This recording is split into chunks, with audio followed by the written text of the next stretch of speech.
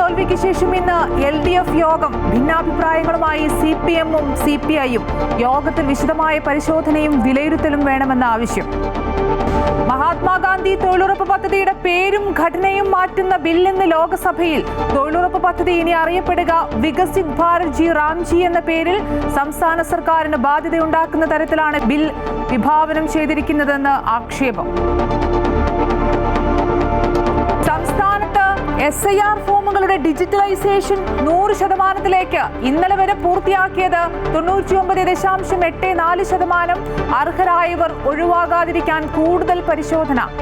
കരട് വോട്ടർ പട്ടിക 23-ന് പ്രസിദ്ധീകരിക്കും. ഇന്ന് വിജയ് ദിവസ്. 1971-ലെ യുദ്ധത്തിൽ പാകിസ്ഥാനെതിരെ ഇന്ത്യൻ സേന വിജയിച്ച ദിനം. പാകിസ്ഥാൻ സൈന്യം പൂർണ്ണമായും ഇന്ത്യക്ക് മുന്നിൽ കീഴടങ്ങിയത് ഡിസംബർ 16-ന്. കൊച്ചി മെട്രോ നിർമ്മാണത്തിനിടെ പ്രധാന ജലവിതരണ പൈപ്പ് പൊട്ടിയതിനെതിരെ വ്യാപക പ്രതിഷേധം. കുടിവെള്ള വിതരണം മുടങ്ങിയതിനെ തുടർന്ന് നാട്ടുകാർ റോഡിലിരുന്ന് പ്രതിഷേധിച്ചു. ജില്ലാ കളക്ടർ വിളിച്ച യോഗം ഇന്ന്. IFFK-യിൽ പ്രതിസന്ധി തുടരുന്നു. 19 ചിത്രങ്ങൾക്കുള്ള സെൻസർഷിപ്പ് വൈകുന്നു. ഇന്ന് 8 ചിത്രങ്ങളുടെ പ്രദർശനം മുടങ്ങാൻ സാധ്യത. പ്രതിസന്ധി തുടരുമ്പോൾ ചലച്ചിത്ര അക്കാദമി ഡയറക്ടർ എവിടെയെന്ന് സംവിധായകൻ ഡോക്ടർ ബിജു. IPL താരലേലം ഇന്ന് അബുദാബിയിൽ. ലേല നടപടികൾ ആരംഭിക്കുക ഇത്തിഹാദ് അരീനയിൽ ഉച്ചയ്ക്ക് 2:30-ന്.